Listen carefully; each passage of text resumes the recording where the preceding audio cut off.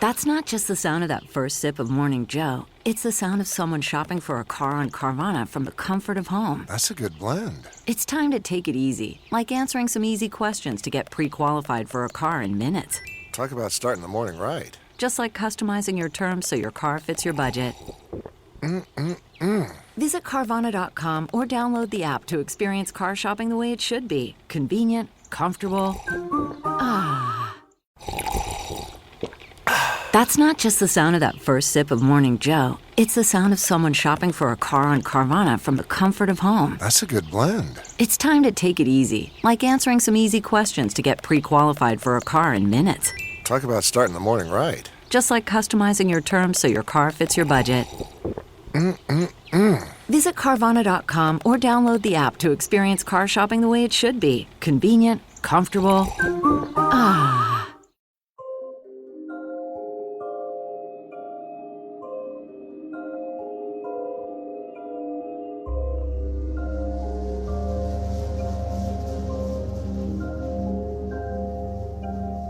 In 1964, Budd Hopkins witnessed an event that would set him on the path of becoming the father of the alien abduction movement. After observing an object defy the laws of gravity and conventional physics while on Cape Cod, Hopkins would develop a serious interest in the investigation of UFOs. After writing articles for major publications at that time that included the Village Voice and Cosmopolitan, Hopkins received an almost overwhelming amount of correspondence from those who claimed to have not only have witnessed UFOs, but had close contact with the intelligences controlling the craft. After publishing his first book on the commonalities of alien abductee experiences, Hopkins received a letter that would lead him to the subject for his second book. The events that followed after meeting the woman who would go by Kathie Davis at the time of writing his book would catapult Hopkins to the forefront of the alien abduction phenomenon and into the UFO limelight. This case file joined the theorists as they discussed the world's worst paranormal pool party in the Copley Woods incident.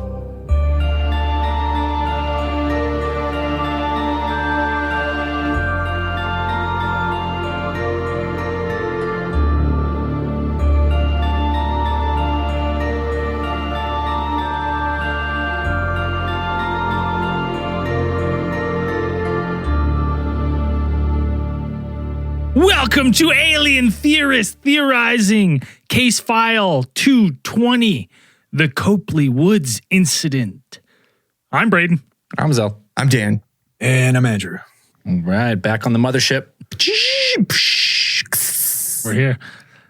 Meteor Studios. Me and Dan flew down from yesterday. Yeah, we checked on it. Did you teleport down? Yeah, teleported. We have teleportation pads hooked up between studio Elon, and if you want Starlink, we're open for sponsorships since we're the only podcast beaming from space. But no big deal. Not a big deal. It's totally up to you. If you're feeling generous, want us on your network. Yeah. All right, back to it's been a little while since we dove into a little alien abduction, so we decided it's time. I think we got that nice and juicy. I don't know when was the last one we really did like an alien one. Was it the Cisco Grove? Cisco Grove, yeah. But that one was so good. It was so good. It's just how do you get better fun than that? story. Yeah, it's hard. Like it's an amazing. If you haven't listened to that one, go back, check that one out. The Copley Wood incident, though, it's a pretty fascinating story. I mean, there was books written about it, shows. There's tons of podcasts. There's actually not as many as I thought, like other material out there. No, I had a hard time. A lot of the stuff you have to look up. You have to go through Budd Hopkins. Yeah, he has interviews and stuff about it. He's basically the Bob Ross of UFO researchers in the sense that he's an artist. Yes. And not like a metaphorical artist. He's an actual artist. He's just an artist. It doesn't. I'm going to butcher the. He's got something in like the Guggenheim or something, right? He's got he has a Guggenheim. He has a he's got number like a of accolades like in the art world. He's got a wooden sculpture in the Guggenheim or whatever the hell it's called. What does that mean? It's like an art museum. Big museum, yeah. Modern art sculpture. This case, which is weird that you can't find a lot on it, because this is one of the cases that really is credited with kicking off a lot or popularizing a lot of alien abduction, the phenomenon. Budd Hopkins is a famous UFO alien abduction researcher. After being an artist, and then he had his own experiences, and he felt kind of, I guess, obligated to bring this kind of the whole alien abduction thing into the light so people could discuss it and things like that. So he's, back then in the 80s and early 90s, like he was out there doing panels with other UFO researchers and alien abduction researchers. And this one was actually his second, like this account of the Copley Woods incident was actually the subject of his second book, Intruders. And then his first book was actually kind of addressed the whole missing time event and how that grew into alien abduction There was a cases. fictional show about Intruders, right? Yeah, it was based off of his book. Yeah, for the life of me, I was trying to track down an episode, but I couldn't find it. It any. was a 3-part TV special, I think. It was. Yeah. The only place I could find it was you could buy it on Blu-ray or DVD. Wow. They put it on Blu-ray? I guess so. Amazing. Yeah. It's remastered on Blu-ray. But Budd Hopkins, like he's one of those people that he's not like a scientist. He's someone who had an experience, saw something that he didn't understand, and couldn't explain it, and then basically kind of went on a lifelong journey of studying UFOs and abductees, which is it's. I like that aspect of this case. I like Budd Hopkins in the sense that, like, could you imagine seeing something where you just know wholeheartedly with your, like, every fiber of your being, you're like, what I just saw was an alien. Yeah. They exist. How do you go back to just like, well, I'll just go back to my 9 to 5 now. No big deal. You can't be sculpting things that wood after that. Come on. No. Come on. If the name does sound familiar, if people are kind of thinking about, where did I heard that name before?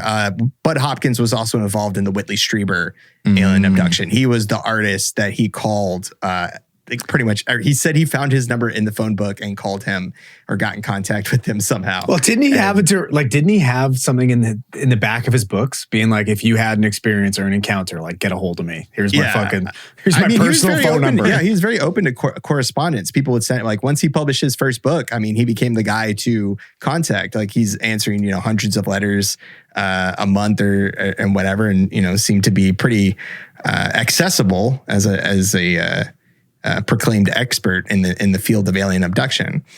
So this specific incident, right, took place on June 30th of 1983 in Indiana. Now, in the book Intruders, Budd Hopkins uses a pseudonym, I guess Kathie Davis, for the actual name of the person who she came out later and made it known her actual identity is Debbie Jordan Cobble. And she was living... Deborah! She was living with her 2 sons at her parents' home at the time, and the event that occurred happened around 6 p.m. Is what she said. So around 6 p.m., she said she noticed some sort of strange light coming from the pump house of the backyard swimming pool, and she kind of took notice of it when she was indoors at first, and then she was actually planning to go to a neighbor's house, or actually, like, they were one street over. He was going to go to their house and do some sewing, I believe, for like a costume patchwork. a costume for one of their teenage daughters or one of their children. And so she kind of took note of the light. She said she noticed it. But, when she went out to her car, she took a look back at where the light had been, and the light was not there anymore. It's a weird one to think, because June, like 6 p.m., it's not going to be dark. You know what I mean? So it's like, even to see any kind of light, you would think I guess you would make them, you'd be like, oh, that is strange. Like, it's the middle of the day. Why is this like, you would obviously know your pool house and where your lights are located. So it would be kind of strange, I would assume, to at 6 p.m. be like, oh shit, there's just yeah, because it was kind of described as somebody like playing with a flashlight, right? Yeah, that's what she thought. Yeah, like in one of the interviews, she thought maybe it was someone holding a flashlight, which would be fucking weird. Somebody in your backyard running around with lightsaber, playing but lightsabers with their... you would see them at 6 p.m. on June, right? And it's a pretty big property, though, from what I understand. Like, she lives on an acreage, doesn't she? Yeah, so maybe it's her parents' place. The pump house is maybe it's far. Well, let's give her the benefit of the doubt and say it's far enough away that, like, if someone was perhaps holding a flashlight, like a high powered one of those Bell and Howell ones you get off the TV, the indestructible, you can run over it with your van.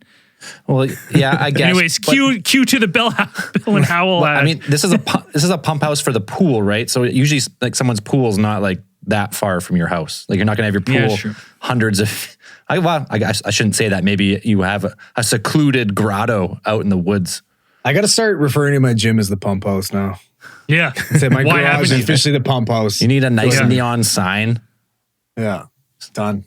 So when she originally saw the light, she thought that light had been issuing from inside the pump house. I believe when she initially saw it, she thought that the door was open to the pump house. She thought she had seen the door actually open. So she kind of had this suspicion that perhaps it could have been some intruder, like somebody had gotten into the pump house, which had been closed. She remembered closing it and locking it. And she was so concerned that she actually went out there and checked the door on the pump house before leaving, and it was locked. So, I mean, that kind of she had a tiny bit of reassurance that maybe nobody was in there. Still, though, it affected her enough to actually go check it out. So something caught her eye. So eventually she gets over to Deanne, which I don't think is the rename. That's the name they use in the book, which is Deanne's house, which is one street over. And Debbie was still feeling a bit concerned, so she called her mom, who was at home at the time with her two sons, to kind of check on her and see if she had seen anything, at the house. And Debbie said when her mother answered the phone, she sounded a little bit nervous, and this kind of came. I think this in one of the interviews that I heard too, like, she described her as nervous and distant, and then just like something, she could tell that just something was off with her mother on the phone. Like, she couldn't pinpoint what it was, but something was wrong, and that kind of raised even more like concern for, like, in her mind. And later, I think later, Debbie's mom would actually report, like, she had actually noticed a basketball, what she described as a basketball size ball of light in the backyard, and that she watched this soft light as it began to decrease in size until it disappeared completely. So she saw, like, this floating ball of light that just kind of like pop out of gone, So Debbie was like, well, I'm going to go back and check on you and come back. She was already kind of worried about, being an intruder.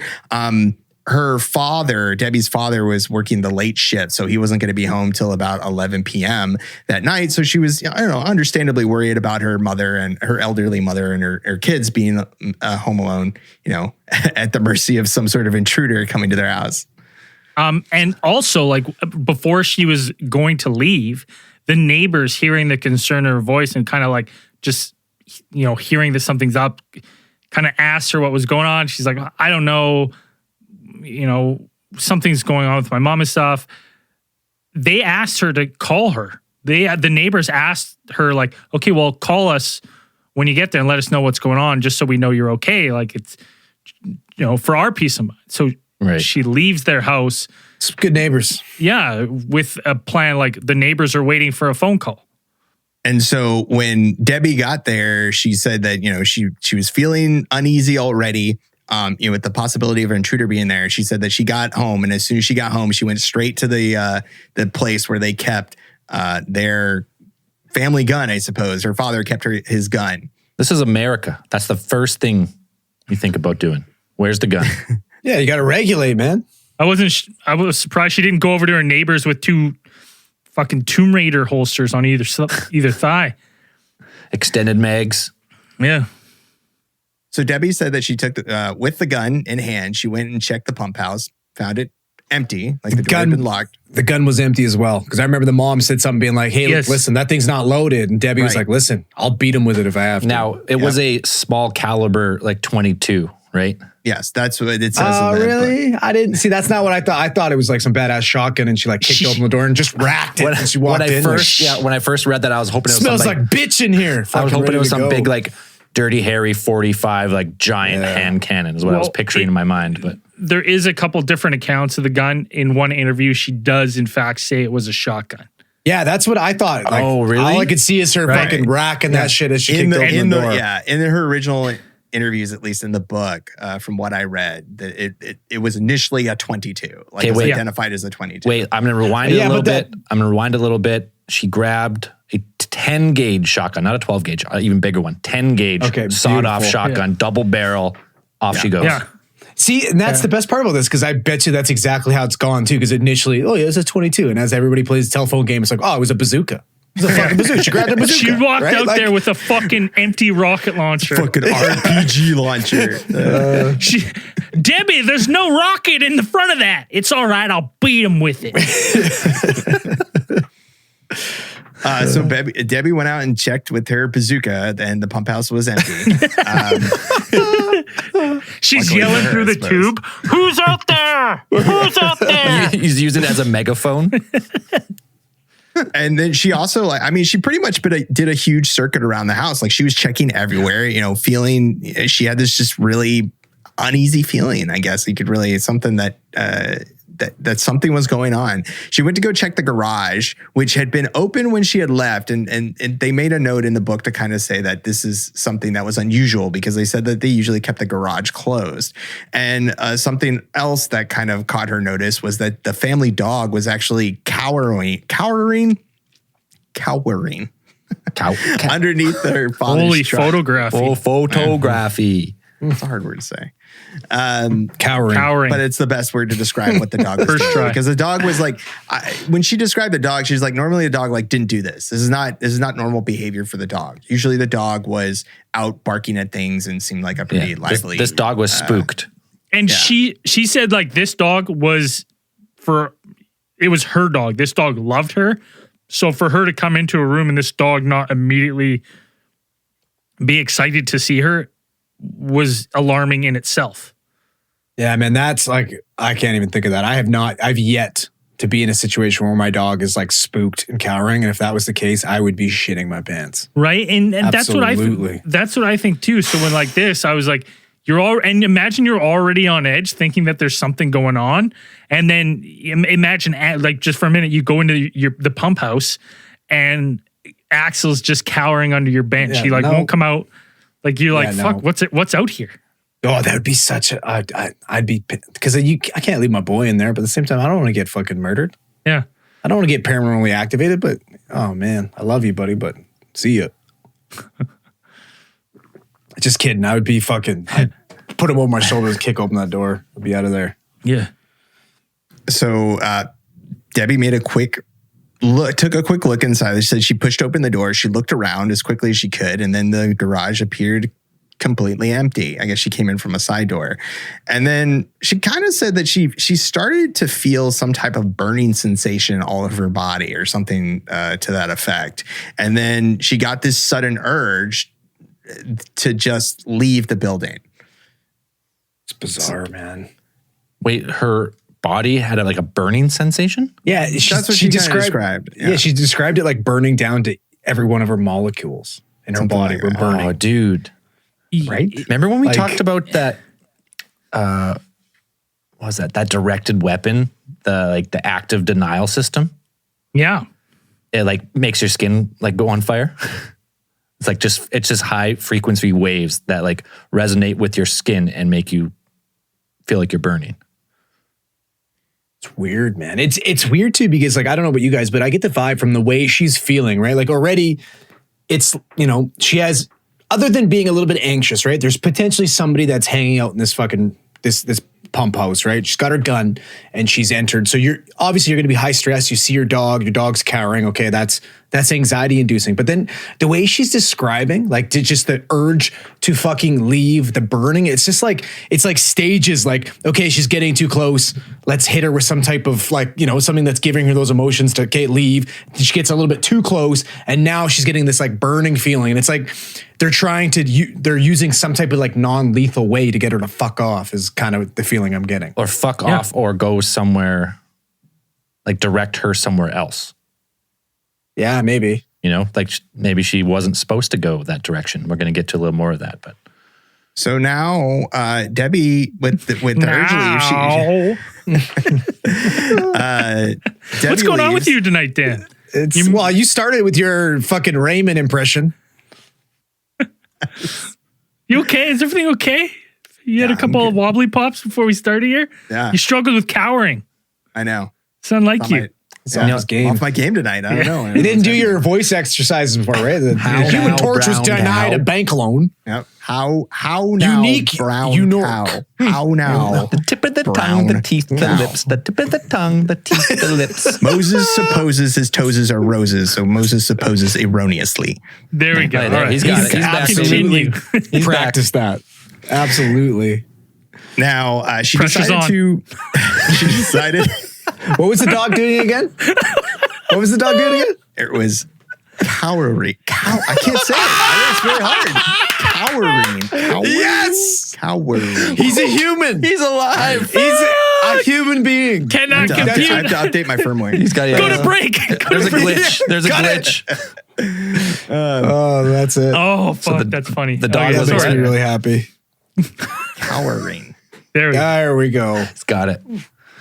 So now Debbie decides to kind of write all of this off, I suppose, and return to the neighbor's home, which she had left, kind of early in a hurry to go ahead and go back and take Which care of might business over there. be the most bizarre thing about this whole story. That she just writes it off, yeah. Right? Strange. Like those feelings, that feeling of impending doom and the burning all of her body, her dog's carrying, like, I don't think you could do that. I just don't think, like, especially when your fucking kids and your mom are inside. Yeah, but maybe if you're not really yourself after this, right? you'd have- you're in some you'd sort have of to be. daze. You just exactly right. Like that would not be your response. Like you've already gone to the lengths of being like, there's something wrong in my house. I'm super uncomfortable. I'm going to go there. Your suspicions are more, they're almost confirmed and without seeing anything, but the feelings that you're having have just been exacerbated. Like, and then for you to be like, fuck it. Let's go do some patchwork. Well, that's because Go back to fucking Gina Davis's house and do some patchwork. Let's go. That's because her body got fucking microwaved. Her mind's all scrambled. She doesn't know what's going on here. Yeah, maybe. So now, Well, and she's got to returning check in with them. She's got to check in with the neighbors. Yeah, I know. This is fucking 1983. Go grab the phone and be like, hey, stuff's still pretty fucking weird. We're okay here. She went like, it's almost like she like went in there and got fucking neuralized and was like, go back to what you're doing. Yeah. You didn't see anything here. Fuck off. So now all of this actually didn't really trigger any kind of like a big kind of epiphany to her. She wasn't really interested in all of this to happen. Like none of this she found super strange enough to kind of really report anything or even think about reporting. What kind of got her feeling like something might have been wrong, really wrong, is that when she returned back to the neighbor's house, she felt as only 15 minutes had passed. But then when she got there, they told her like, no, you've been gone for 2 hours. You're like, why didn't you call? Well, we've been waiting. I'm surprised they didn't go check on her, to be honest with you. Especially if you didn't hear from her 2 hours and it's a block away. Yeah, or whatever, we have right? one street over. Yeah. Piece of shit neighbors. We take Well, everything no, we sent back. Well, it's one of those, like, what do you call it? Like one of those comments where you're like, I'm going to offer something, but I hope they don't take me up on it. Like, oh yeah, give us a call. Like, well, I hope everything's okay. But it's like when you see your buddy moving and be like, yeah, let me know if you need any help. And It's just just a speed walk huge away. empty gesture is what you're saying. That's exactly what I was It trying is. to. But you know what though? I don't think that's weird or uncommon or even like a wrong thing to do, because I've done that too, like with check-ins and stuff with like, say my brother going camping, hey, we're up this road, I'll call you by 5. Well, at 5:05, I'm not alerting search and rescue. Do you know what I mean? Like I but give him your the benefit brother of the wasn't doubt. like, hey, something's wrong with back at my house. I saw something weird. I'm very concerned. I have to leave now. And you didn't hear from him for 2 hours. You wouldn't be like, listen. Okay, so one of my best friends, Tyrone Page, you guys know him, love the guy. Yeah. All right. Loves I've talked to that Bigfoot. guy. I've talked to that guy every day since I've met him. Like we text, whatever. We don't not talk. I didn't hear from him for like 2 days. And I fucking almost called the police, called his girlfriend, called everybody. I'm like, you guys know if he's okay? Like, what the fuck? He was camping. No cell service. And I was, but like that's right. Like, I feel like if these are somewhat close friends. You waited 2 days and you talked to him every day. That means you didn't even wait 2 hours. You waited 48 hours. It was 2 days. It was 2 days that I fucking reached out to his girlfriend. Before that, I talked to every one of our friends and been like, hey, you know what? Have you seen Tyrone? What's up with Tyrone? Where's Tyrone? Seriously. I thought he was mad because Braden was one of my groomsmen and not him. I thought that was a problem. Thought he was bitter. Yeah. I offered, but he fucking. I don't even remember seeing him at the wedding, to be honest. He wasn't there. It's okay. Guys So working at for a the living. time, Debbie still wrote all this off. She disregarded all of the puzzling events that had led up to her being at the thing, and just said, well, screw it. Since it's such a hot night, we should all go take a swim in the pool that I have back at my house. So she offered to her neighbor. And what time is it at too? Like, this is bizarre, right? Right. Well, Debbie, it's Debbie, where have you been? Where have you been? We've been worried sick. Let's go to my house for a pool. It's mighty hot out. Let's go for a dip. It's a hot pretty night. much. Yeah. Yeah. Get some cool glasses of I don't think it was lemonade. completely out of the ordinary for them to be swimming at night. I think Debbie did say that she had done it on a number of occasions since her father kind of worked late at night, so it wasn't unusual for her to kind of go swim, and then her father would come home and be able to greet him or it's whatever. It's summertime here, so I mean, I'm not sure how the weather is in this particular area, but I imagine it's warm enough to go for a night swim, no questions asked. But it is weird that you leave. She's got 2 kids though. She puts them down. Like, she's probably gets the pool to herself. She goes in with the pool. Like, it's probably a big thing with the kids. So Sure. It's probably like her time. Like, It is weird though. It's weird that you left the neighbor's house in a panic. Go back to the neighbor's house an hour and 45 minutes late, let's say. And then be like, yeah, what says this? Go back to my house, which I just came from. Everything's fine. Want to go for a swim? Well, exactly. Like, you're going back. Your idea is to go have a fucking swim, right? So you've left your friend's house to go check on your family's well-being. You've immediately decided after you've not seen anything that you're going to go back to your friend's house. You find out that 2 hours has passed, right? And then you tell your friend, hey, you want to come over for a swim? I don't give a fuck if my 2 boys are inside sleeping. I don't know what's happened. I don't know if they got tucked in. I have no idea what's happening on the inside of my house. You want to come over and have a fucking pool party? Like, none of this makes sense. hey, listen, I hope they're not paying her by the hour. That's all I gotta no say. shit. Right? They're like, God damn, Debbie, we just want you to sew the fucking patchwork. Yeah, hey, listen, fucking Susie's got the fucking David's Magical Dreamcoat concert next week, all right? This shit's got to be ready. Yeah, you've done one sequence. So Debbie, her neighbor and her neighbor's teenage daughter, Tammy, went back to go, take a midnight swim at the thing. Now, Tammy, the daughter, reported that when she stepped on a place where there wasn't any grass in the lawn, as they were making their way towards the pool, after getting back to Debbie's house, she said she stepped on a spot and she felt this kind of warm sensation, or like underneath her foot. It didn't feel like where there was like dirt. It felt like warm cement, is what she said. And then her foot began to feel tingly and a bit numb, like before they had even reached the pool.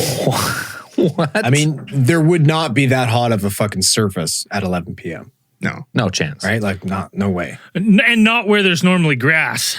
Yeah, like that's... So by the time all 3 of them managed to get into the pool and they were all in the water, the teenager claimed that her entire leg had gone numb. And then shortly after that, all 3 reported feeling an intense and sudden nausea, as well as a soreness in their eyes, and their vision actually began to blur and become fuzzy. Wait, go back to this numb foot. Because when I first read that, I was like, is there some like type of like, venomous cactus or poisonous cactus? I mean, this is Indiana, so like, no. No, or not, maybe not a cactus, but maybe like some type of like plant, like some type of like around here we have tons of like poison ivy, and it itchy and but poison ivy doesn't take. It's like it takes a while for the oils to set in and all that. You know, it takes at least like a couple hours. Like this was instantly happen. Like it'd have to be some sort of like poisonous snake or a poisonous like a sea urchin or something, I would think. Well, yeah, like numb is not something you'd probably associate with that type of reaction, which is kind of bizarre. No, like more rashy and swollen maybe. Yeah, itchy, swollen, uncomfortable, right? Like, I mean, if you got poison oak, you'd be fucking stoked if it was numb. I'd be like, fuck, perfect, can't feel it. This is true. Yeah. It's so all of them after this having this sensation, like they said, they put on kind of their shorts and their jeans. They kind of got out of the pool thinking something was wrong. And I think their first assumption was that the water on their shorts and their jeans, nervous smiles all around. We're having a good time. Well, I think the initial assumption was like the water had been over chlorinated. I think that was their original assumption. Is like something was just like wrong with the mix in, you know, the chemical mix in the pool. It's got 10 times the chlorine in the water to instantly cause you to be nauseous and itchy. Gross. But in order to quell their nausea, Debbie thought it would probably be the best idea was to go and head to the local fast food restaurant that they knew would be open late. Go to Denny's. And then, get a bite to eat to settle their stomachs. That was BK Grill. remedy. What the fuck's up, Denny's? BK Lounge. Go to fucking Wendy's. Like, Did you say what the fuck is up? Denny's. It's what the fuck is up, Denny's? Fuck is up, Denny's? That's one of my favorite things in the entire world. The like hardcore. If you don't know what that is, you need to go on YouTube right now and look up, like pause the fucking podcast and type in what the fuck is up, Denny's, because it is the greatest thing to ever happen. What is it? It's these dudes, these like high school guys are playing a hardcore show, like they're like a metal band at Denny's. And he hops on the mic, this like fat kid, and he's like, what the fuck is up, Denny's? And everybody's moshing at Denny's. And it's the greatest thing ever. Oh, dude. Every time I see it, I fucking die. I hadn't seen it in a while and it just popped up on the feed and I was like, oh, that's great. Oh, it's so good. Unfortunately, the fast food did not seem to have the desired effect, You and the nausea. don't say. Yeah, and the nausea don't actually say. became worse. So, All those saturated fats didn't help. You telling me not that? absorbing. There's no way. So instead of kind of getting any more food, they decided to head back home. Now, they didn't do any more swimming that night. Everybody kind of, went their separate ways. Debbie went to bed that night, and then saying that the following day, Debbie woke up and she could not open her eyes because they were so swollen. Like she had to be taken to the hospital for them to treat this swelling in her eyes, and she was given type of creams and liquid drops. Not sure what the prescriptions exactly were to decrease the swelling. I'm sure it was some kind of steroid or whatever. It's interesting because like when Zell mentioned when they stepped on the leg went numb, you're like, could it have been some type of cactus or plant, right? Because that's what you would associate with like when you have an anaphylactic reaction, you get what's called angioedema. Right. So your face swells up. It's like a localized swelling. Yep. And that's what, like with your eyes like that, that's what, if I walked in and saw somebody with their eyes so swollen they couldn't open them, it's be like, I would think that's angioedema personally. Like something you ate or a reaction of something in your blood or. Yeah, exactly. Anything like it's a histamine reaction, right? Like it's an allergic reaction. Well, in one of the like the accounts I read that she said that the doctors had asked her if she had been working around like welding arcs or had been staring at welding arcs like we all do. Let's not lie here. You see a welding arc, we all look, we can't help it. But if you're close enough, you'll fucking burn the shit out of your eyes. Yeah. What about the swelling just though? the arc. What about the swelling? Right? I see you getting like the spots or whatever from getting flashed, but like why would your eyes swell up after? Is that a thing? I've never looked at. Let me see if I can find it. I've stared directly at the arc. I look at the arc every time I see it. I look at it in the corner of my eye. I can't help it. Like with flash burns, I think you get like your eyes and stuff will get red because it's right. Yeah, but I don't think you get swelling like that. That doesn't. I don't think you get physical swelling. I can't see the associated reaction that would cause the swelling. There's some swollen eyes on some flash burns. Okay. Really? So like the burn is like from like watching like a nuclear explosion. It's like if you get too close to work. I mean, they talked about it in the Navy. Like I worked in engineering, and they're like, "Don't look at that; you'll get flash burn. You're like your eyes will get all fucked up." Like, There is well, I've seen it. I've never. I guess if you're close enough, the heat got you maybe. Yeah, but it's just the light is so intense. Like it just like I know, but that doesn't like even facial burns. I don't think would really present that way. But to the point where your eyes are swollen shut. What I'm looking at is it looks like the eyes are like beet red, everything's red, but I wouldn't describe it as swollen shut like anaphylactic shock at all. What it looks like is like the eyelids look like inflatable tubes that someone's pumped up in this beet red. Right? They look like, and so it gives the appearance that the eye's swollen, but really it's just like it looks like someone's pumped your eyelids just so much. So for whatever reason, she has the swollen eyes. She gets some special prescriptions for creams and drops. Right. And it would take several weeks for her eyes to return to normal. Now, this was Dan. Listen, Dan. At the end of this, if you fucking try to tell me that was from food poisoning at that fucking fast food restaurant, we're gonna have a problem. All right, so I'm just putting that out here now. Well, this was post the food poisoning, though. This is post the symptoms. Like they didn't get the symptoms after that. So, all right, just before we move on, Dan, because we're about halfway through the case, but we're gonna have a quick beer. We'll be right back. Man, that sunset is gorgeous. Grill, patio, sunset. Hard to get better than that. Unless you're browsing Carvana's inventory while you soak it all in. Oh, burger time.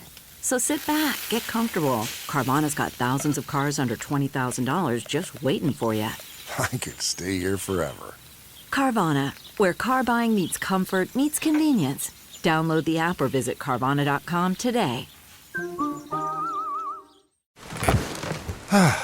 The comfort of your favorite seat is now your comfy car selling command center, thanks to Carvana. It doesn't get any better than this. Your favorite seat's the best spot in the house. Make it even better by entering your license plate or VIN and getting a real offer in minutes. There really is no place like home. And speaking of home, Carvana will pick up your car from yours after you finalize your offer. Visit Carvana.com or download the app and sell your car from your comfy place. Oh, and we're back. I just walked in. You had impeccable timing. That's fucking hilarious. To the T, to the second. Awesome. That's funny. So the uneasiness, the nausea, the swelling eyes, like that stuff that was not the final nail in the coffin, or to what this was the final motivating event for Debbie to get in contact and actually take her experience seriously, or really see it as something strange had happened, was that around a week later after that whole series of events, an 8-foot circle formed or seemed to form in the grass in her backyard. The grass inside this circle had turned dead and brown, and the ground itself seemed to be just gray and cracked, like nothing would grow there. And she said she dropped rulers down and would lose them down some of these cracks. There's other weird things too. Like I remember they were saying like it seemed the ground in that spot seemed to like suck all the moisture out of everything. Like even snow would fall there and it would suck all the moisture out of the snow. So 8 foot void in the grass. Some anomaly. Seemingly.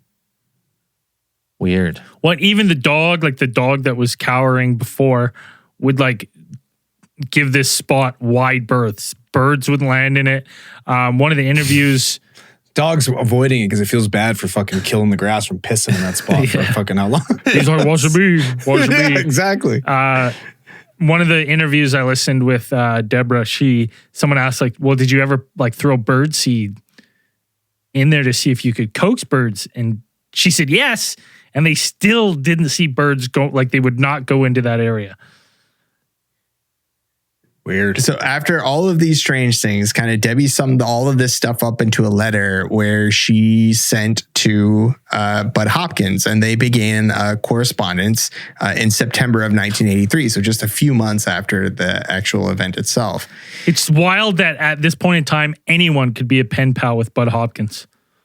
Yeah, I mean, he was answering a lot of Big letters. Budd Like Hopkins. anybody, you could send a letter to him, and it seems like he would respond. Everyone's Yeah. Budd.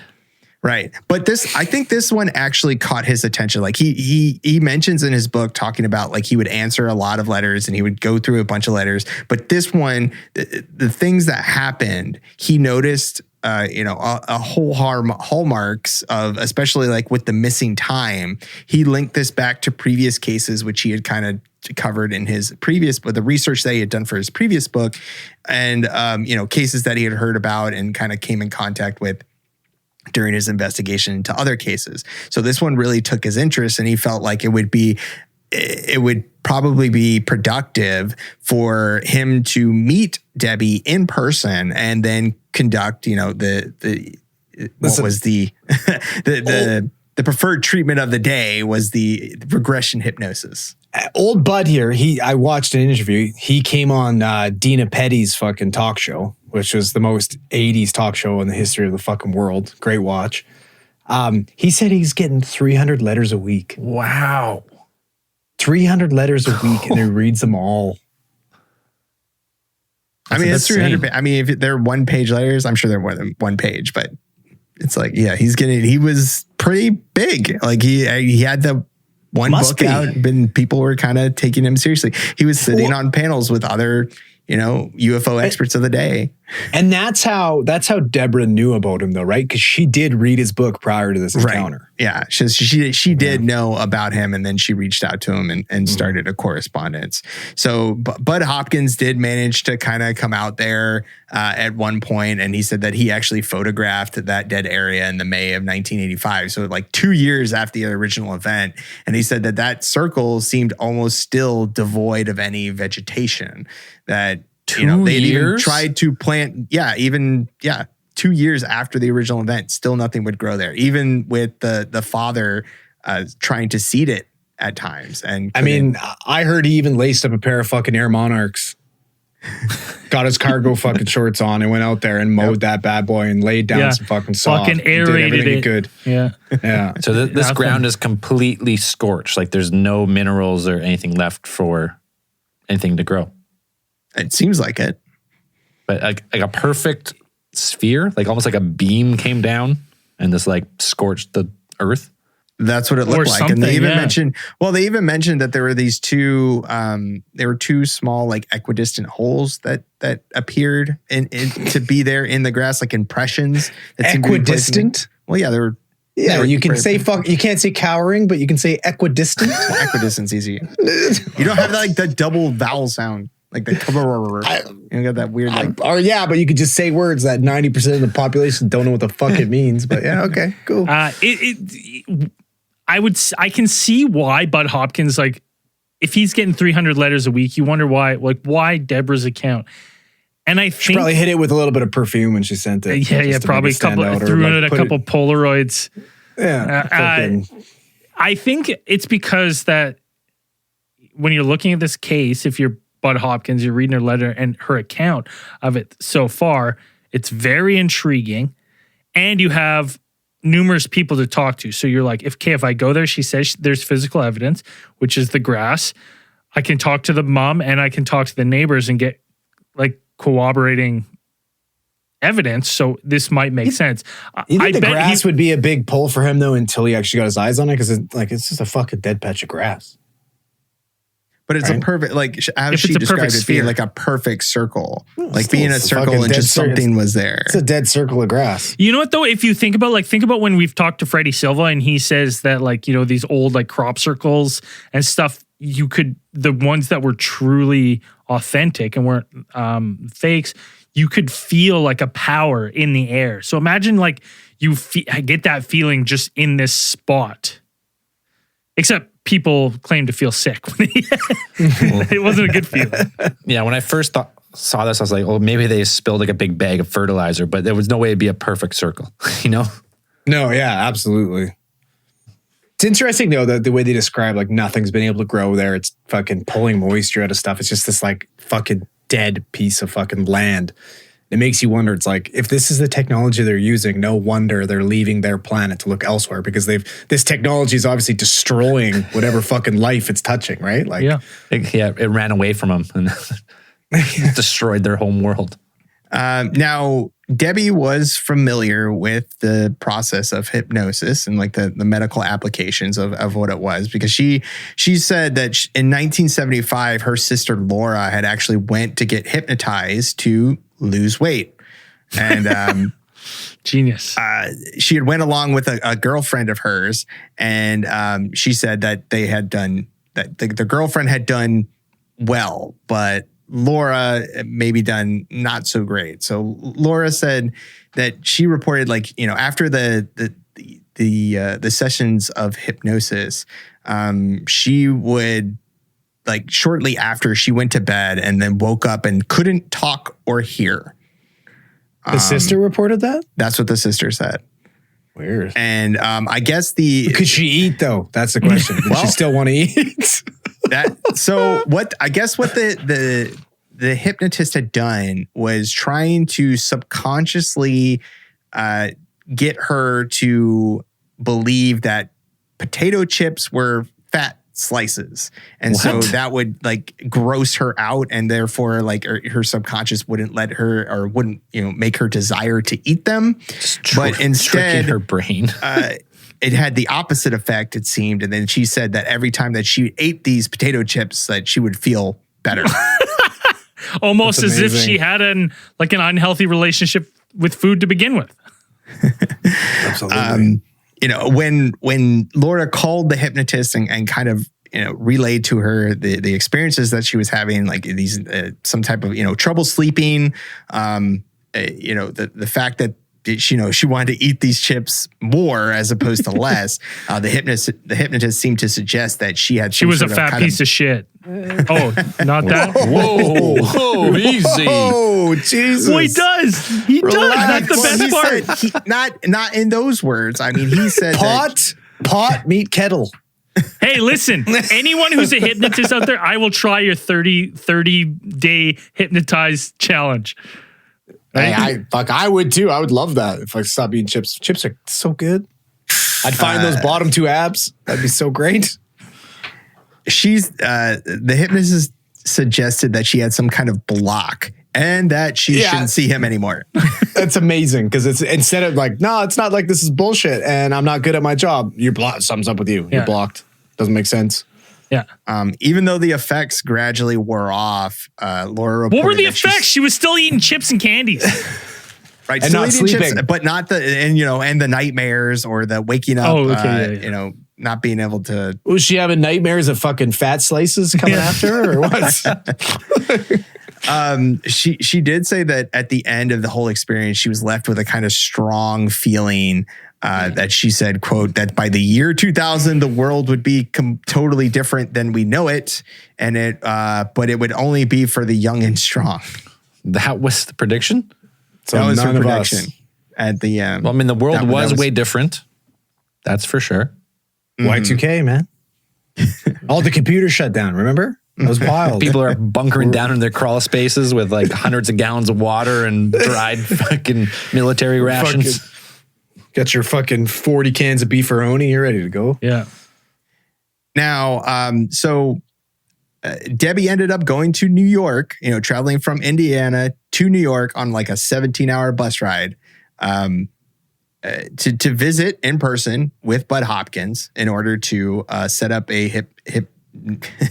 Well, because she's gotten such good recommendations from her sister, right? Like, why not? Like, oh yeah, it's going to work for me. You got a block. I probably don't. I'm going to try this. My sister went in to get skinny and now has crippling nightmares.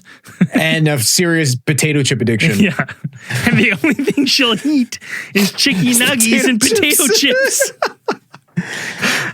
She stayed with Budd Hopkins and like his assistant at the time. And unfortunately for Debbie, I suppose, the two doctors, Dr. Claymore and Dr. Robert Nyman, who were psychiatrists who performed hypnotic sessions in association with Budd Hopkins were unavailable the week that she had decided to visit with Budd Hopkins. Yeah, and so without any... Budd Hopkins, guys, he's a problem solver. Absolutely. Exactly. So without any, I guess, qualified professionals available, Budd Hopkins decided that it took it upon himself to perform the hypnotic session. Listen, pardon me, Debbie. Are you fucking? Listen, I can tell you right now, Dr. fucking Sprinkle's rolling his grave. That's sacrilege. He didn't go to fucking hypnotist school. He's not part of the guild. He can't be doing this shit. Honestly, I find this so relatable because have you never sat in a couch watching someone do something amazing and going, I could do that? Yeah, it's no problem. Never, I could do that. This is what he's like, I've seen a couple of these things. Fucking armchair quarterback here. He's sitting there, he's like, it's not a problem. I can do it. I know the steps. I've seen it done 2 or 3 times. Not a problem. I got this. Who's got a pocket watch? So Budd Hopkins and Debbie settled down for their regressive hypnosis session. And this is where you get these memories that came back, a clearer picture of what had actually happened. Or what he's already better than the other guy then. Could you imagine for a second Budd Hopkins here? He's like on a whim. He can't line up the hypnotist. Ladies come all the way up from New York. He's like, hey, fuck, I'm doing it himself. He's like waving his pen. And he's like, all right, you remember anything? She's like, I think I remember this polite. And he's like, holy shit. I can't fucking believe this is working. Keep going. Tell me more. So in the session, Hopkins recorded a lot of the responses that Debbie had and the recollections that she, the recovered memories that they labeled them as of what happened that night. Now, the strangeness starts when from that tingling feeling that she had when she entered into the garage. And this is where you get she felt like something bright and electrifying had hit her squarely in the chest. And like Andrew said, like felt it down to the molecules in her body, or at least that's what the sensation she related it to. Yeah. And one of the things I read is she said that because, quick flashback, what she remembered prior to this was she went in the garage, dog was cowering. She had an uneasy feeling. She felt burning sensation. She felt the urge to leave. That's it. Goes back about a day. Now she recalls seeing like a ball of light and it impact her in the chest. And then this happened. Yeah, she got happening. Fucking thunder punched in the fucking solar plex. Yeah. That's how are you going to forget that? And then after this sensation hit her, she said the next thing that she knew is she was laying on the ground near the outbuilding doorway, so outside.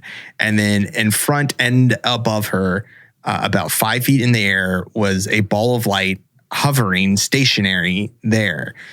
Then she said that she reported seeing another egg-shaped light come into focus, which was around 10 feet in diameter near the pump house of the pool where she had originally said, she had said she had seen a light before. And there is this, she said she kind of had this feeling also that she was able to see 6 humanoid silhouettes in front of her, silhouetted, shadows against the light that was hovering in front of her. And then the next thing that she knew, she said that she heard a voice say something like, "It's over." And then she had this thought of, she said that kind of a thought of concern for her children kind of come into her mind. But then this was followed by a kind of, I guess, a feeling of psychic reassurance that they were okay. Ooh, I feel like if I heard that, I would not be feeling okay. It's over? Like, that's terrifying. So she hears it's over, instantly is concerned for her children, but then gets a psychic reassurance that they're okay. Right. And then that was kind of the end. That was the end of that event that she experienced after, from that hypnotic session. And 2 things I want to add really quick is one thing we forgot to touch on is shortly after this initial event, not the hypnotist, but the initial event in 83? Yeah, 83.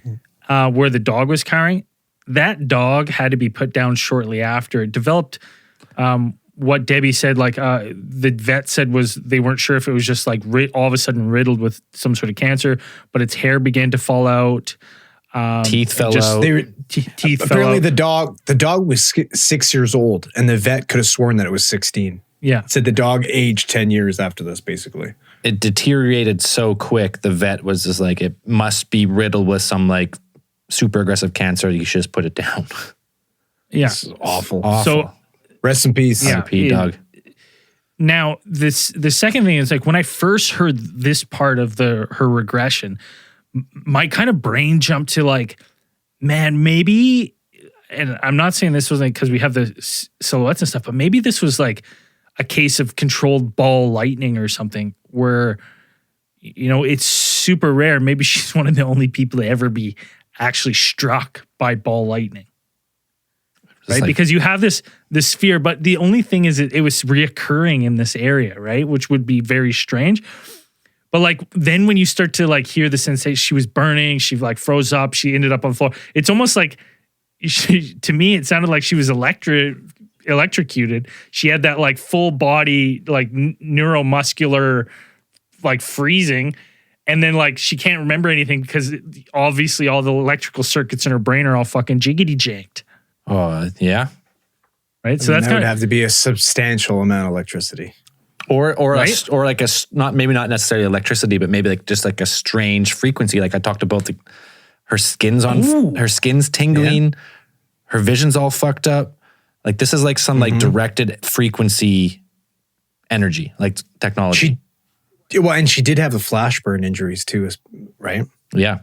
What the doctor said looked like flash burns, but that could have maybe been just like a reaction of her molecules in her eyeballs, just like frying from the inside. Yeah. Holy fuck. So it almost seems to me like she went to the garage, she was attacked with this energy to get her to leave the garage, and then she has the missing time. I mean, this is a classic, the missing time and all that. 2 hours. That's a abduction like scenario here. The interesting too is the slow onset of the injuries too, right? Because she did make it back to her friend's house. Yep. They did go swimming. They went for fast food, right? And then she went to bed. And then she woke up with the injuries. Well, yeah, they felt a little nauseous from the pool, but they still were able to go for food, and then it progressed to be like so terrible. But you know what? Like maybe she was in some sort of like daze where she like her mind and body weren't even like really connected. She was in some sort of like kind of like dream mode, and like as she starts to like gain all her motor functions back, kind of thing, it's like she starts to realize that like, oh man, I'm feeling pretty fucking rough. Like I'm feeling nauseous. My limbs are tingly. What's going on? So maybe it was like one of those things. Like if you've ever had like a kind of a bad concussion, and you kind of get those time skips, right? Like I've had a bad concussion where it's like I time traveled. Did I play that game even? Yeah, and so obviously I was talking to people and I was normal, but I'm like, you weren't talking to me. I don't remember that. Like, yeah, you're talking to Kunkuzi Bird. Yeah, you know what I mean? So like maybe they're talking to Kunkuzi Debbie. Yeah, you never know. It's interesting though that she didn't, like, the friends didn't notice, right? Because like a lot of times when somebody has like a substantial head injury, they're repeating themselves, right? Like there's some type of like short-term amnesia, that type of shit. Well, that's why I think it's that directed energy shit. Unless she was luring the neighbors back to her place to harvest their organs. Not to harvest, but maybe because she goes over there and she's just like immediately, she's there to fucking sew, and she goes over there and she goes, let's go back to my place for a swim.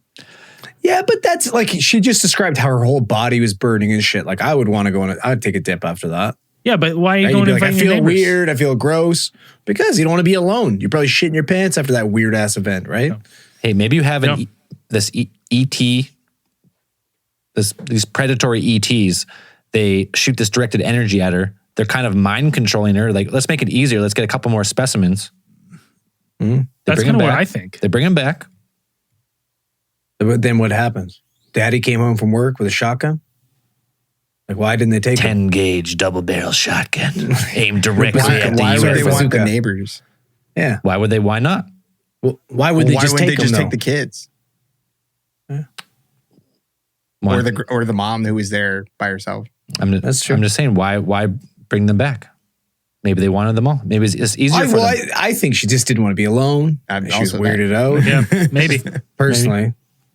I think don't the neighbors might have suffered some of the after effects of like whatever occurred. Like they might have just been caught in that. Like I think that's what, unfortunately for them, I don't get the feeling that they were kind of lured there for some sort of nefarious purpose. At least I don't.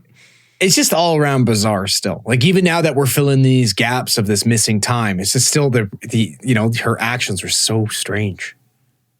Yeah, I just like I think I could get on board with the idea that she just didn't want to be alone and being like, hey, let's all go for a swim. Like my dad will be home, soon or whatever. Like from She just fails to mention that she just got smashed in the chest with an energy ball and her skin was on fire. She obviously remembered. She didn't. Right? She know didn't that. remember. She didn't remember that until after. Wasn't until the hypnosis. old Budd Hopkins dangled that little pen in front of her eyes and fucking bingo bango bongo. Okay. So, like now that we talked about the dog, like what did she suffer any like lingering effects to this?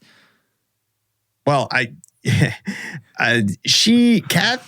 Kathie, Debbie's health problems are she had a long history of kind of negative health ailments of hers. Apparently, like before all of this, she had at some point in 1983, I guess she had gone to doctors because they were sure that she had contracted Cushing's disease. She had she had all of the symptoms, but the test results said that she was negative. She didn't test positive for Cushing's disease. But That's she fucking horrible. did. What is that? What's Cushing disease?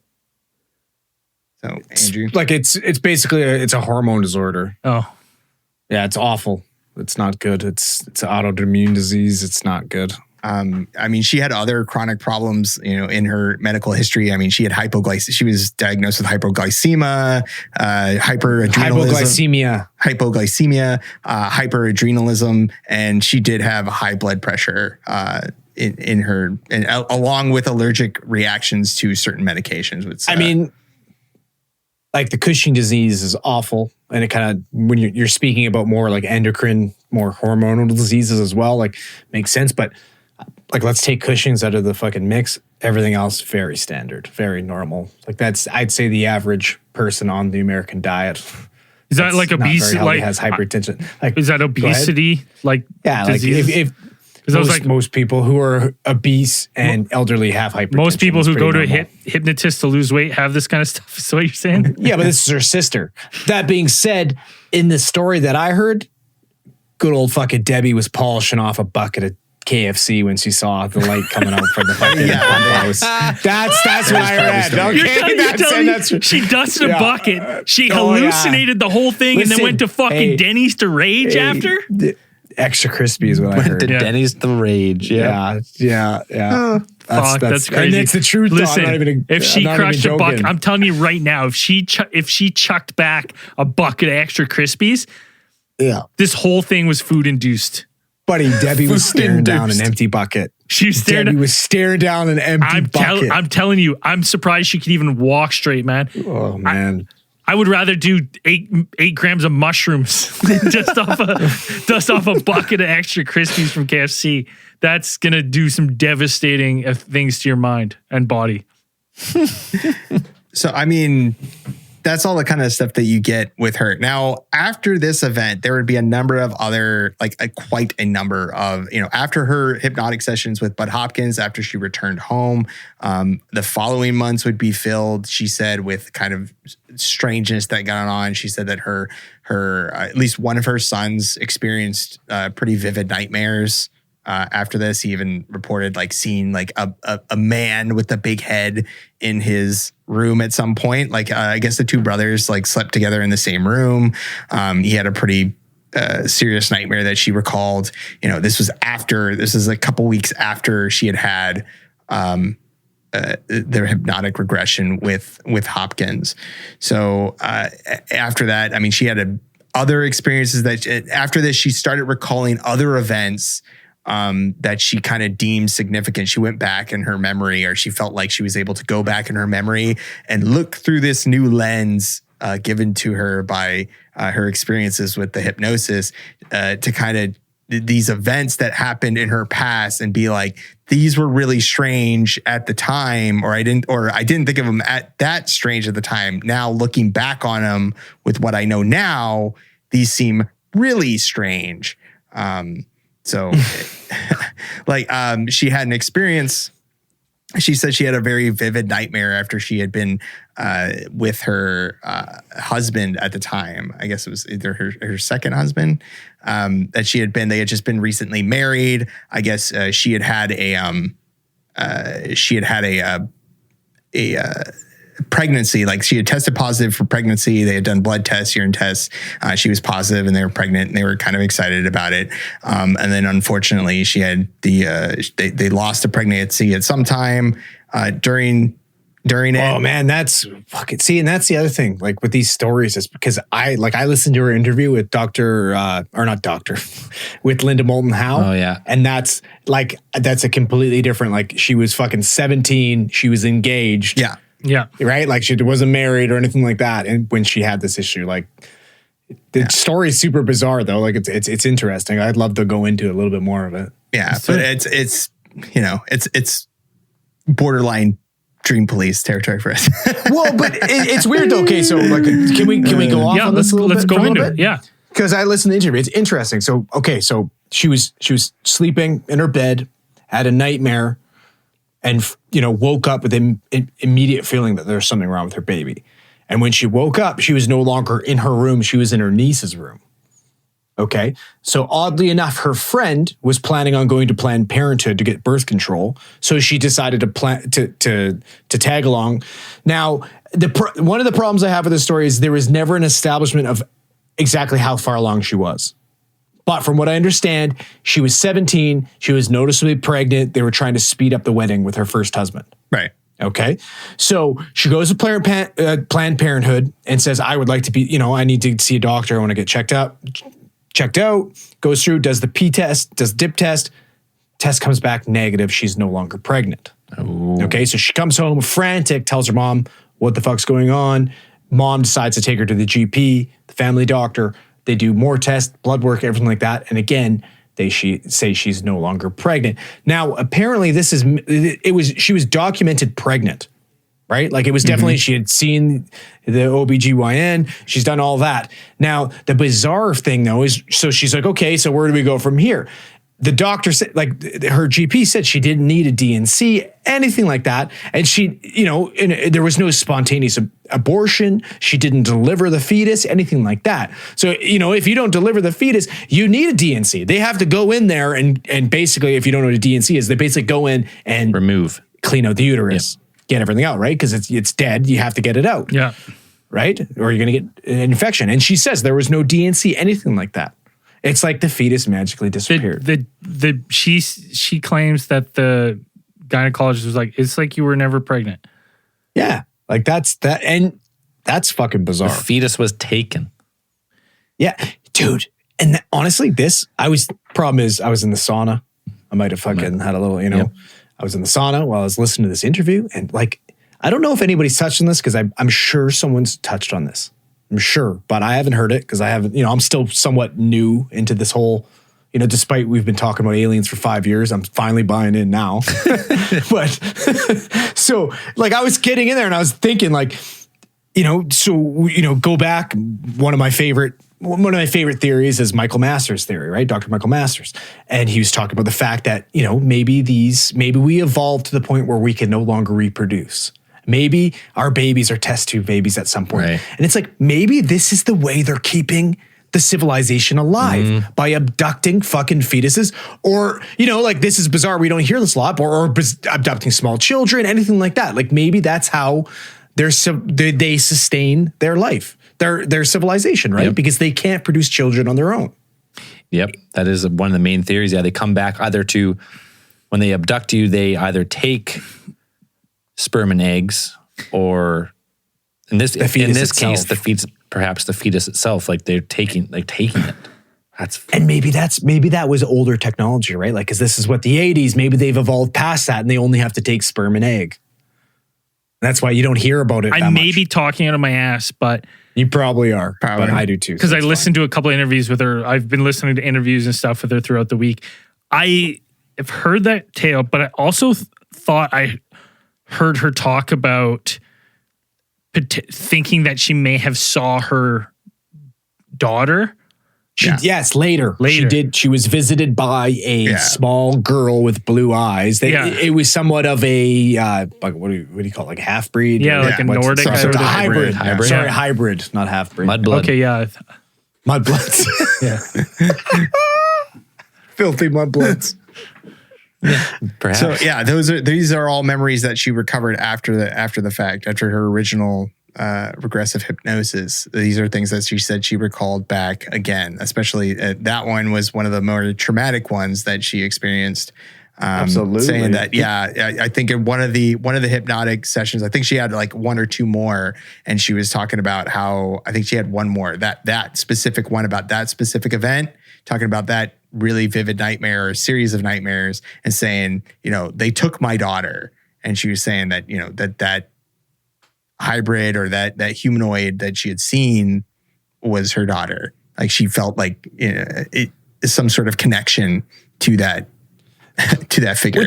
Which is interesting too, because you'd think like, okay, so this is her daughter, this is a hybrid, and if they have this technology, right? We know that, like, from what we understand in some theories, is the fact that they check in with these people over time, maybe potentially to see how they've evolved, whatever, how they age, the aging process. But you think like, it's like, okay, so we know that we've taken this woman's child and now it's become our own, it's become a hybrid, whatever. It's like, like maybe that's why they keep checking in, because this, like, her child is now, part of them, or it's hybrid, whatever.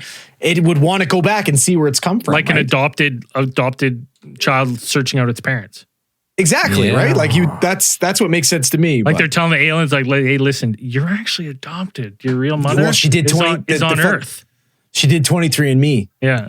Opened up a few doors. Found out, they're from this place called the United States of America on planet Earth in this subsection of the galaxy. And then off you go. I've had 4 people since I signed up from 23andMe that have like messaged me being like, hey, like, we're first cousins. Like, do you know what's up? And it's all from the same uncle. Really? It's fucking great. Yeah, it's amazing. She's like, do you think you know who my dad is? And I was like, oh yeah, I know. I don't have to check. Like, I've gotten this message fucking 4 times already. Like, could I guess hilarious. who it is? I'm not going to guess not. on the show, but okay, after maybe. I don't even know if you know him. Okay. He's been on vacation for a long time. Oh yeah. Big hint. Yeah. I would definitely wouldn't know him, but well, I mean, I think that's what Hopkins says too about like a lot of the ET abductions is kind of like scientists, how we tag animals from a young age and then check in with them as they go. It's like, because he says a lot of times abduction cases, which he finds through his hypnosis, they start in childhood and they seem to repeat and repeat and repeat until the person's 40 or 50 and then they kind of stop. So it's like their fault. They come in, take genetic material or whatever, and they kind of follow your progression and then leave you alone when you're 40. Mm-hmm.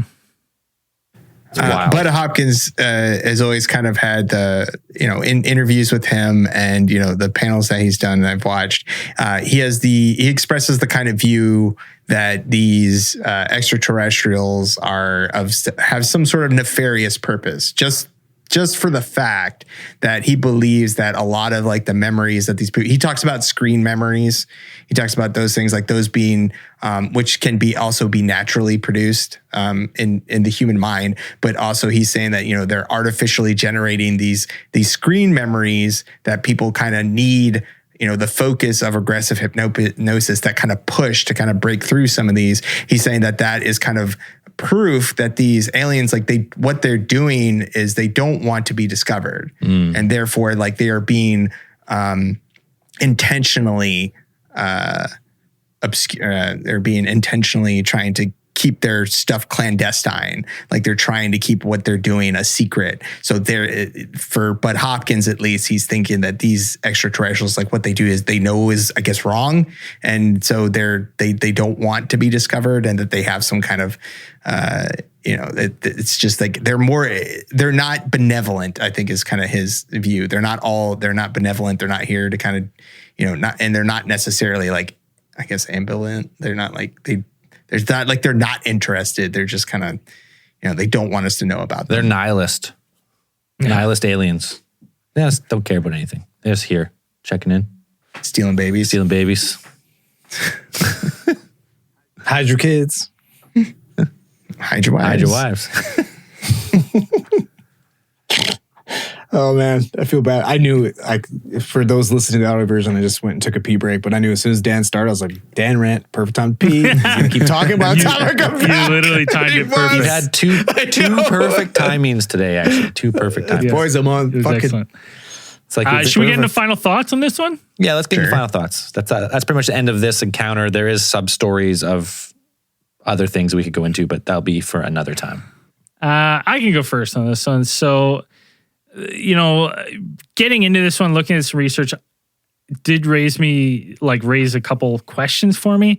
Particularly, like if she left for the neighbor's house to 6 p.m., immediately came back to the house. Let's peg her back at the house around 6:30, right? That kind of makes sense with you guys, like from the account. Like, let's say that's rough. Let's give her to 7. She came back to the house to check at 7. The whole time she was having this experience, laying on the ground for 2 hours, what was her mom doing? Right? You could touch on the fact, remember we gave them the benefit of the doubt, the fact that they're on an acreage. Yeah. Maybe this place is a little bit far out, right? But she came back to because the mom was like, come back. Yeah, and she didn't, that's right, but she didn't mention. We never really got into it, but like, what if, I know what you're going to say, this is more than just a singular account? Yeah. So, and that's what I think is that maybe, because I'm going to say this, because I'm going to get a little bit of a rant here, but I believe this account of Debbie's. I wholeheartedly believe this particular account of the pool house account happened, and something weird happened, and something weird happened to the ground. Now, I believe that this is possibly, I believe that it was a groupish instance. I believe whatever was happening there was already happening to her mom when her mom called. I think her mom was in some sort of weird trance afterwards, being like, come back. Like, you have to come back. You must come back. And that's her getting the daughter back. And then her going to the neighbors and being like, come for a swim. That's her getting the neighbors there. Because these people, they were just collecting data from a couple people. That's what I think. The subsequent issues that I have with Debbie is that, and unfortunately, Debbie she's lived a hard life. She's had a lot of health issues and stuff. And with the popularity of Intruders by Budd Hopkins and the eyes that were brought onto this, she realized that originally she didn't want to be part of it. She was like, hey, I want my family to be protected. I don't want to be part of it. I want to be Kathie. Then she started to see how it was taken off. She's like, okay, well, I got medical bills and shit. I ain't got insurance. Hey, I'm Kathie. I'm Debbie. Ask me the questions. You want to know what? I even have more crazy. I got crazier story. Things that happen, because as the one tale gets old, she was trying to bring up new ones. I'm telling, like, you didn't remember that you had a magic baby that disappeared? That you all of a sudden recalled that? I was like, I don't even believe that happened. I don't believe she was pregnant. I believe she got into a whole bucket of crispy chicken KFC, was bloated. Extra crispy. Right? Extra crispy. She was bloated. And that's why people thought she was showing. It wasn't a baby at all. It was food baby. Just a little food baby. Okay. But honestly, outside of this particular incident, I just don't believe her further. And I don't think she's trying to, I think she's someone who needs the money, unfortunately. And she saw an opportunity, and once people stopped caring about this encounter, she tried to stretch that. you know, I've listened to interviews where she says like, she insinuates that the only people that can get PTSD are people who have been sexually assaulted as a child, people who have been to war, and alien abductees. And she hasn't been to war and she wasn't sexually assaulted, so it has to be aliens. Therefore, ET by abductee. process of elimination. And you're kind of like, and you're like, oh, like cringe. Yeah, you're like, oh no, there's lots of people have PTSD, lady. Like, so I believe this encounter. I really do. Like, it's interesting. You know, there's other issues with it.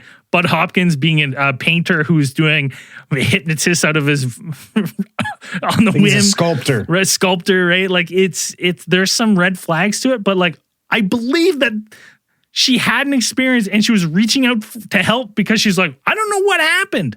Like something weird happened, and through the process, she kind of relearned what happened in that instance. Unfortunately, after that, I don't believe anything she says, and she lost all credibility, in my opinion. That's impressive because it's usually this is an easy fucking Braden hop on the fucking alien train all day. Fucking something happened. She's paranormally activated and abducted. And that's where I'm going right now. Yeah, well, I want to hear it. I'm only examining the encounter itself. Yeah, the glowing orb that was in the pump house. I think this is like a slow encounter where whoever these people were, slow burn. They're investigating the house. They choose their target. They use their energy manipulation to direct her. So she goes in the garage. They heat up her skin. They take her outside. She loses an hour and 45 minutes. In that time, she gets the regressive hypnosis, sure, but it's not reliable. So, but I think that her original account, she remembers a little bit, but I think it's probably much even deeper than the hypnosis. I think the hypnosis is like you're directing that person to remember certain things, but I think it's done by an amateur. Done by an amateur, so you can't put too much faith in it. But I think the story, it's her mom, her children. Maybe it's like a family that's targeted by these ETs, and these are like they coming back. It's happened before, and through some tag them and the hypnosis maybe brought back some memories that are fragmented, but it scared her. It gave her the PTSD. But I think this is a true account. This is one of the better ones we've come across lately.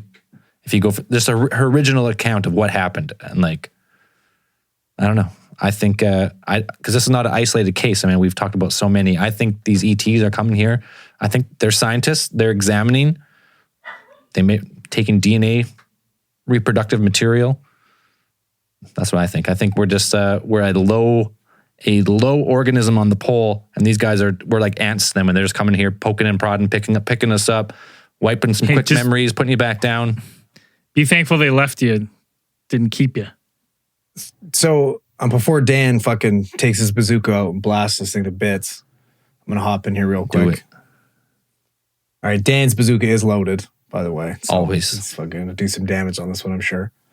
So when we do these, just like when we do the UFO reviews, all that type of stuff, like I try, like the first thing my brain tries to rationalize, like what else could this be? Like what could like Braden said, the ball lightning or something like that, right? Something that's kind of just where my brain goes to, and I want to solve that.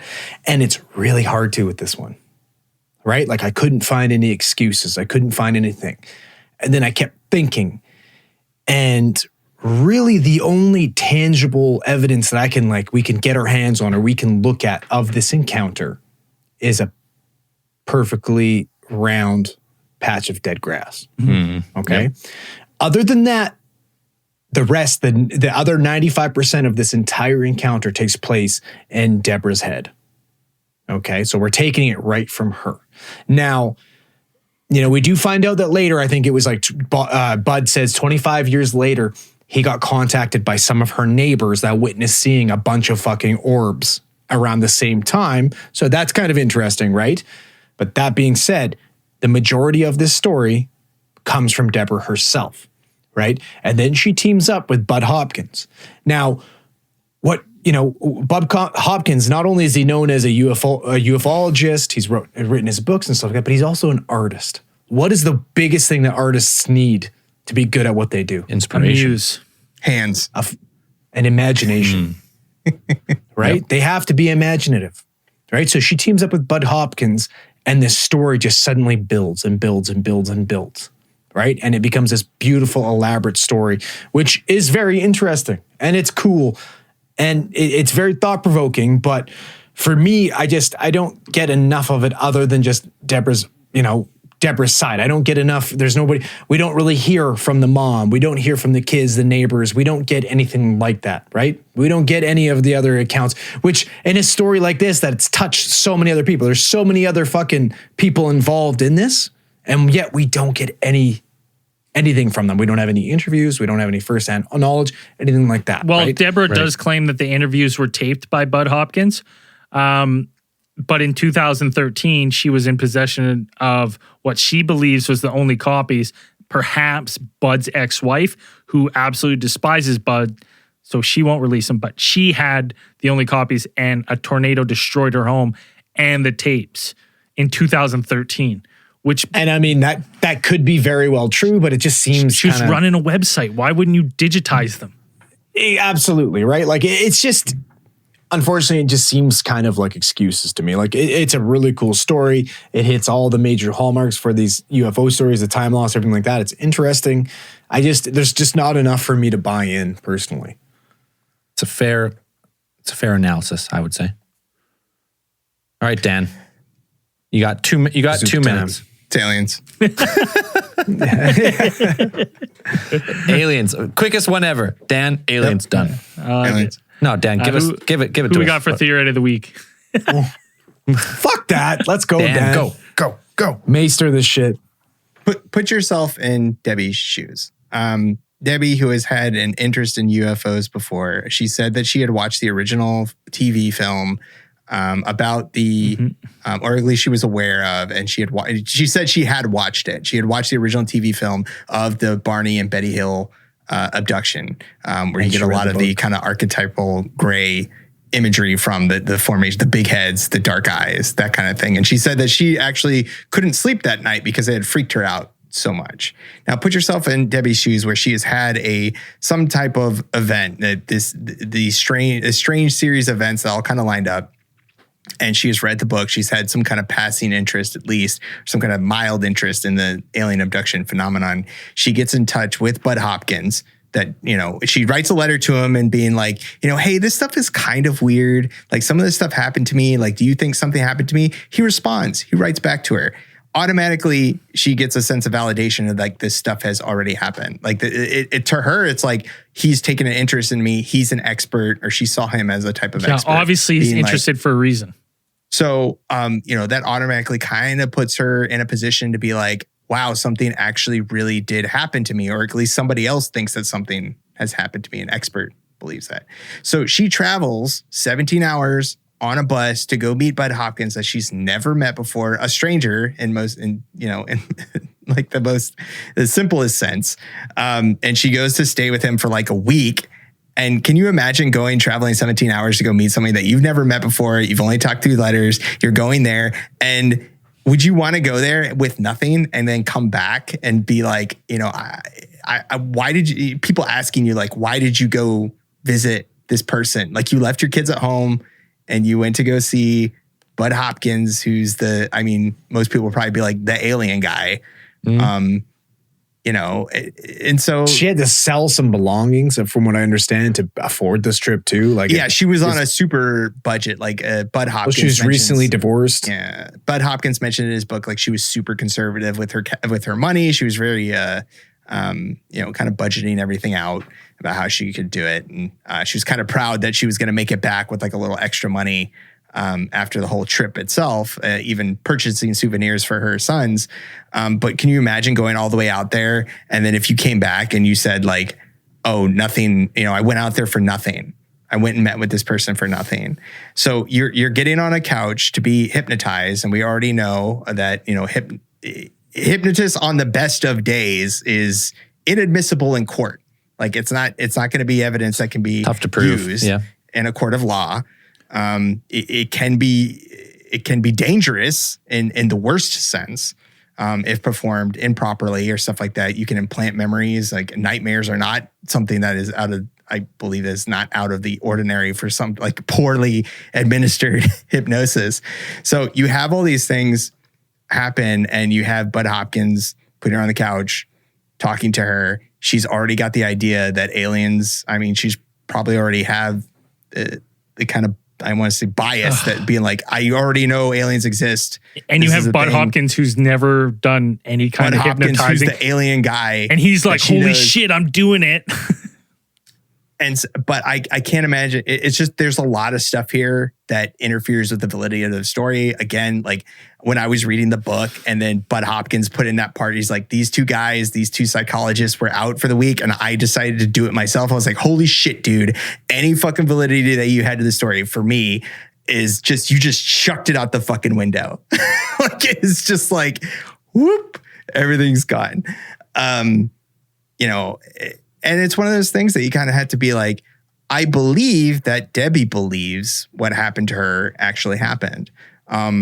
But whether or not like that feeling, all of this stuff that she reported after having the regressive hypnosis, like some of the stuff she called Budd Hopkins with, like the nightmare that her son had, recalling some of the memories that she had when she was like when she was a teenager. Some of this stuff that she kind of lent this new, like she lent new significance to these memories that she had as like a child and things like this. And it's like, so now she's going back and being like, well, something weird happened here and I can recall it kind of vividly, or some type of event happened to me that kind of lodged itself in my memory. And that must mean that it was aliens. It's just kind of like that. That's the stuff that could, in my mind, is kind of like interferes with the whole kind of truth, or being like, I can be like, yes, you were abducted by aliens, but there's a whole bunch of stuff that's interfering with the whole story. And it's just like, there's a lot of moving parts and you're kind of like, wow, not sure. You're thinking with all this stuff that's in the way. You're thinking too deep, Dan. Cut out all that stuff that's clouding your judgment and go right to aliens. Yeah. Sure. Yeah. Easier. Yeah, we should have cut you off the first time. Yeah, you're definitely over your 2 minutes, but we'll let it slide. I honestly, I like that though. It's kind of a perfect storm of circumstances. I still believe I like this one. Happened. It's a fun case. I like it. Okay, we're running a little long. You want to save your mongoose? Yeah, we can save it. I can do it next time. Shelve it. I got a new deal. We'll record it for next week's break. What? I'm getting diverted to the break show now. All right. Yeah. I can see now. All right. No more main show. Relegated to the break. All right. Okay. Interesting. I can do some fun editing with it. Interesting tactic. We'll talk about it. All right. Who's this week's Theorite of the week? I could see the name. I don't want to say it though because I'm going to fuck it up. You got to say it. I'm waiting. I'm ready. Joseph Knott. Does that look right to you? That sounds right to me. Yeah? You guys on board with that? I'm on board with that. Yeah. All right. Jason. Oh, you had it. The boys on the liquor tonight. For a split second, you had it. This is my COVID rebound pod, so I've been fucking. This is my first time on the liquor in 2 weeks. Brains. You got COVID brain. Yeah, I'm good. Joseph Knott. Guy's been on fire with his memes. He's competing against Burmeister all of a sudden. Someone's got to give him a run for his money. Listen, that one with the meme cat with they're eating salads and the two chicks are pointing at him, but the two chicks are me and Braden. Hilarious. Then he followed up with a beautiful La Chupacabras post, and he includes everybody in this beautiful meme except myself. Except Andrew. I mean, there's guys that are in this fucking meme that have been on 3 podcasts. Mr. Conspiracy and Byron both made the cut, and they've been on 3 each. I think Joseph Knott knows something I don't know, because all of a sudden I'm getting relegated to the break show and I'm not being included in memes. I mean, the writing's on the wall. The Irish Potato's been fucking, he's been setting in promos. He's been cutting promos on me. He's taking my spot. Someone's been, the Irish Potato. He sent us a couple audition tapes to fill Andrew's spot. He didn't post them publicly. He just sent them to us. They were great. We had a pretty good laugh. This guy's a beauty. Yeah, he's a good shit. He's funny. It was pretty funny. I'm sure we haven't seen the end of that guy. So. I hadn't heard from him since that fucking devastating Pats loss, though. So everybody should probably check on him. He might not be okay. Maybe he's out camping. Hopefully. All right. Well, I'll make sure to include that in our weekly roundup of memes and everything else off the Facebook group on our socials. And if you're not supporting the show and you want early access, all the other good stuff, head to our website, actually. Everything's there, alientheorist.com. We got 2 ways to support the show now, as we talked about on last episode, Patreon and Supercast to get the same stuff. One doesn't require an app. One does. It's totally up to you.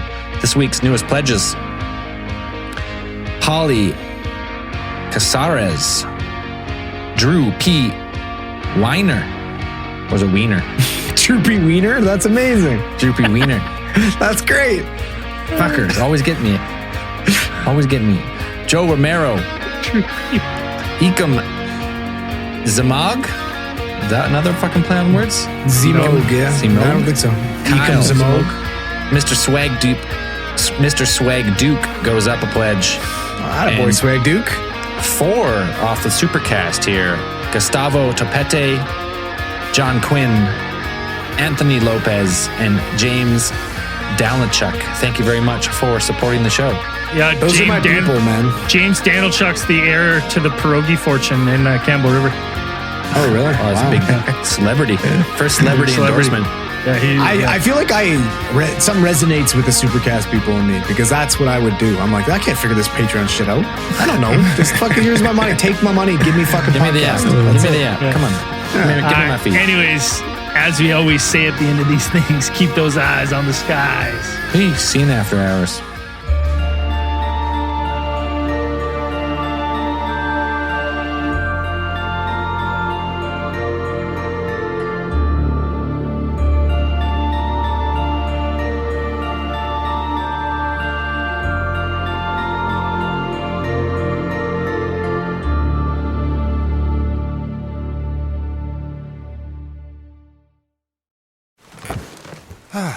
The comfort of your favorite seat is now your comfy car-selling command center, thanks to Carvana. It doesn't get any better than this. Your favorite seat's the best spot in the house. Make it even better by entering your license plate or VIN and getting a real offer in minutes.